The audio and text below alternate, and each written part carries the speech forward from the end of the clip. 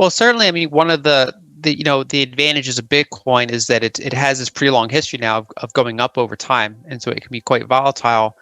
And so in developed countries, a lot of people don't get why someone would own Bitcoin other than speculation, and it's because they're used to having pretty stable currencies. Whereas emerging markets, they generally, some of them are currently going through very bad periods of inflation, and other ones generally still have inflation somewhere in their memory over the past 20 years or so. Whereas the United States, we have to pretty much go back to the 70s to have a memory of strong inflation. And so in a lot of those markets, it's in some ways, I think it's an easier selling point of why they might want to hold something that's not their own government currency, that can't be debased in any sort of reasonable way or easy way. And that they are owning something that's scarce. And then, of course, some countries have capital controls. Bitcoin makes those more difficult to enforce. And so it means different things to different countries. And obviously, in say, Lebanon, right, they have a much worse inflation problem than many other countries. And so that's, it's a more extreme situation. But across the board, I mean, I think it's one of those things where Bitcoin can benefit, people in every country. But I think it just so happens that emerging markets, I think, can get the reasons for it maybe a little bit faster. Do you think you could briefly explain what network effects are and how they're useful when researching not only Bitcoin, but other assets? Yeah, so network effects are a phenomenon where the more people that use it, the more valuable the network gets exponentially, right? So if only 5 people in the world have phones, a phone is not a very useful invention. But if half the people in the world have phones, then suddenly it's one of the best inventions ever. And so basically the phone gets exponentially more useful the more people you can call with it. And so the same is true for email. The same is true for social networks, right? You wouldn't want to have a social network with almost no one on it. And so that's generally one of the strongest economic moats that a company or a protocol can have against competition, is the fact that they've already achieved network dominance. And so I could make, for example, I could hire a programmer. We make a copy of Facebook. It looks similar, but then I'd have almost no chance to get people to actually use my version of Facebook. There'd be no kind of flywheel to get that started because it's a dead zone anyway. Even if I threw $1 billion at it, I could get probably a couple million people there, but they would quickly just go back to the real major social networks, as an example. And so that's true. Also, I've used the example of Wikipedia. Wikipedia, you can download the data. I could host it on my website, and it would kind of look like Wikipedia, but it wouldn't have the millions of links around the world pointing to it the same way the real Wikipedia does. That's the thing I can't replicate. That's the network effect. And I can't replicate the fact that there's so many users on Wikipedia updating it. I can't convince them to come update mine instead. And so mine will always be this kind of shadow of the real thing.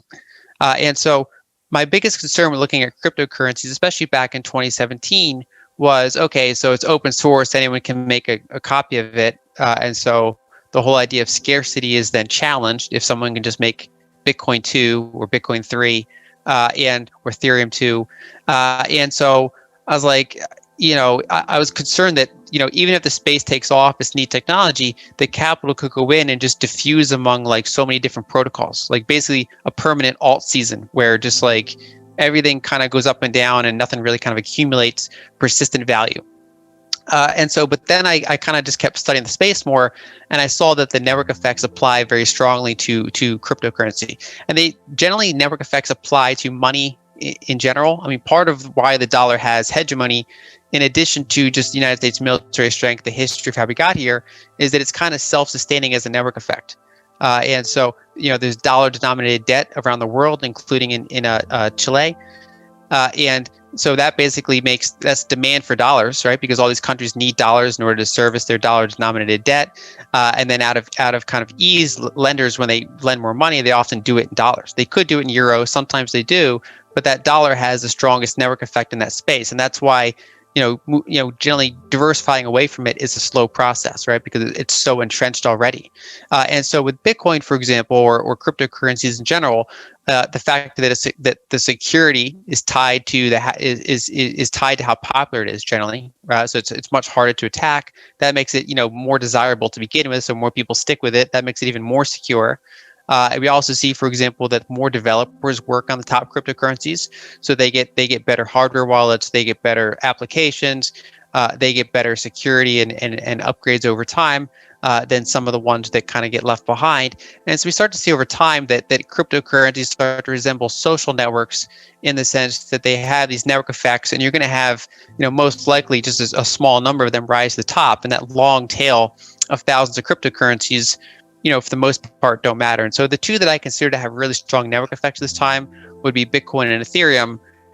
Whereas the other ones, they might have kind of interesting use cases. They're showing interesting technology, but they still haven't, reached a network effect that is kind of self-sustaining.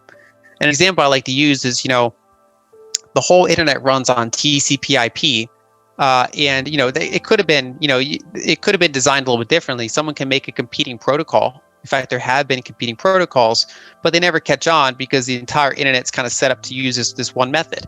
And so even if I came along and said, hey, I have this method that's like 5% better than TCP/IP, people would say, oh, we don't care, because the fact that none of the websites in the world are going to interact with your protocol already makes your protocol a million times worse, even if it's 5% more efficient. And if anything, TCP/IP could maybe kind of incorporate some of my ideas, make theirs better, but my protocol would never catch on. And so generally, basically, in order to disrupt an existing network effect, the up-and-comer has to be like 10 times better. It has to be like so much better that you eventually just can't not switch. It's clearly superior. And so we see, for example, that these network effects rise to the top, and then the question is, can they sustain them? Can they upgrade enough to make sure that nothing comes along that's, say, 10 times better, and then they can kind of remain kind of the kings of the space? Where do you see Bitcoin over the next coming years and decades? So we're starting to see, if you do polls of investors in certain countries, I haven't seen it for the whole world, but I've seen it in individual markets. You're starting to see the fact that as many or more people own cryptos than own gold, and that skews younger. I mean, obviously, if you're in your 30s or 40s or 20s, you're more likely to have that be the case than if you're in your 50s, 60s, or 70s. And so generally, we are seeing an adoption of it as kind of a monetary asset. And so there's some countries like Singapore that's pretty high. And whereas other countries are pretty low, but in countries where it has meaningful adoption, it's generally it's starting to get higher than gold in many cases. Now, so far we don't see that among central banks. They're still buying gold. That's their asset of choice, and that makes sense because even Bitcoin, as big as it is, it peaked at like 1.2 trillion this year so far. Now it's back below a trillion. Ethereum is a few hundred billion, and so. When these markets, and they're very volatile, so when these central banks are looking at it, imagine from their perspective the disaster where if they buy Bitcoin and then it's fluctuating around, and then a tail risk happens and it doesn't work out, and then they're like, why did you buy like digits on a computer? What were you thinking? So with like $1 billion, like, so they basically, it's not big enough that they can really kind of put meaningful amounts of funds into it. Now, I do think that if over time Bitcoin continues to grow and kind of has say another kind of cycle of adoption, another big bull market, it becomes a multi-trillion-dollar asset class. If you have that network effect continue to take off, for maybe over 500 million people in the world own it, maybe 1 billion people in the world own it, then it starts to get big enough and maybe a little bit less volatile, and central banks can then start potentially using it as a reserve asset. I don't think they're going to just dump all their gold and just pour into Bitcoin, but they can, especially some of the smaller countries might start saying, hey, we want to have a non-zero allocation to this other type of asset. And especially because not only can they store it as an asset like gold, but they can also use it if they need to as a permissionless payment. They can go around all these international finance channels if they're sanctioned or if other things happen, and they can actually just make payments. And so you actually see, for example, maybe countries like Iran have dabbled in that to some extent because it does offer that kind of technology basis for them. And people might think that's good or bad, but that's just Bitcoin is. And so you could start to see countries maybe hold a little bit of it.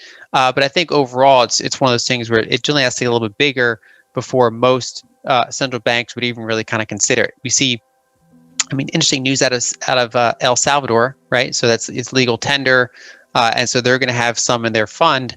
And so that is pretty interesting there. That's kind of a certainly not something I expect to happen in 2021. And so that's actually pretty interesting.